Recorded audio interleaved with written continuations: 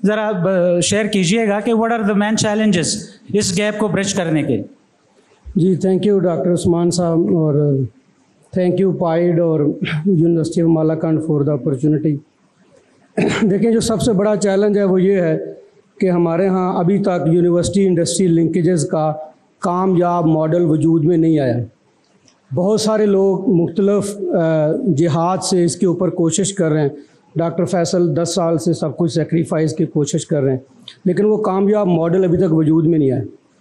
Historically speaking کہ کامیاب model جو دو بڑے ماڈل جو انوویشن اکانومی میں ہیں, ایک MIT کا ماڈل ہے اور ایک کسٹ کا ماڈل ہے کورین کا. دونوں کی اگر آپ فاؤنڈیشن لیول کی رپورٹس پڑھیں, میں آپ لوگوں کے سے شیئر بھی کر سکتا ہوں کہ MIT بنانے والا جو بندہ تھا پروفیسر راجر, اس نے 1860 میں یہ سوچا جو آج ہم سوچ رہے ہیں.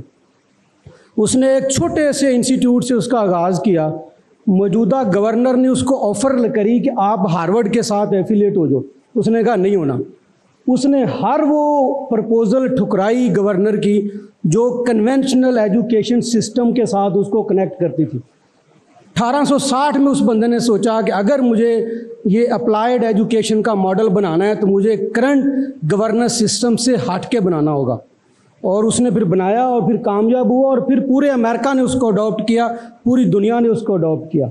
سیم ہسٹری رپیٹ ہوئی 1960 میں جا کے. جنرل پارکر نے جب امریکن پریزیڈنٹ سے ریکویسٹ کی کہ آپ ہماری انڈسٹریلائزیشن کے لیے ہیلپ کریں, تو انہوں نے MIT کے پروفیسروں کی ٹیم بھیجی جنہوں نے کورین ایجوکیشن سسٹم کو اسٹڈی کیا, بالکل ایسے ہی جیسے آج ہمارا. ان کی رپورٹ ہے اور اس رپورٹ میں باقاعدہ لکھا ہوا ہے کہ آپ کا موجودہ ایجوکیشن سسٹم آپ کی انڈسٹریلائزیشن نہیں کروا سکتا. تو اگین دوبارہ سیم ہسٹری رپیٹ ہوئی کہ کسٹ نامی انسٹیٹیوٹ دوبارہ بنا, نئے پیرامیٹرز کے ساتھ, نئے بزنس ماڈل کے ساتھ, نئے فریم ورک کے ساتھ, اور اس نے یونیورسٹیوں کے اندر ریورس انجینئرنگ کو, پائلٹنگ کو, کمرشل پلانٹس کو رواج دیا. اور PhD جو ہے وہ اس پر ہوتی تھی کہ آپ نے ایک چیز جو امپورٹ ہو رہی ہے اس کو لوکل بنانا ہے تو اس کا نام PhD ہے. تو یہ دو دنیا میں اہم مثالیں ہیں جس سے یہ پتہ چلتا ہے کہ آپ کو سب سے پہلے کوئی کامیاب ماڈل چاہیے, پھر سارے اس کو فالو کریں گے. اب کامیاب ماڈل کے حوالے سے جو بات ہو رہی ہے نا گورنمنٹ کے رول کی, ریسنٹ ایک کتاب آئی ہے بڑی خوبصورت, انٹرپرینیورل اسٹیٹ بائی پروفیسر ماریا موزاکاٹے. یہ بہت فیمس بک ہے انوویشن اکانومی کے ایریا میں. اس پروفیسر نے دنیا بھر کی کامیاب گورنمنٹ کے رولز کو اسٹڈی کیا ہے اور کر کے اس نے ڈیفائن کیا ہے کہ گورنمنٹ کا رول انیبلر کا ہے, ایگزیکیوٹر کا نہیں ہے. گورنمنٹ انیبل کرتی ہے تھرو لا, گورنمنٹ انیبل کرتی ہے تھرو گرانٹس, گورنمنٹ انیبل کرتی ہے تھرو انفراسٹرکچر. تو جب گورنمنٹ انیبل کرے گی تو پرائیویٹ سیکٹر تھرائیو کرے گا. ڈاکٹر فیصل اکثر یہ بات کہا کرتے تھے کہ گورنمنٹ نے ہمیں بھی کہا کہ بزنس انکیوبیشن سینٹر بناؤ, پھر خود بھی بنائے اور ہمیں مار دیا.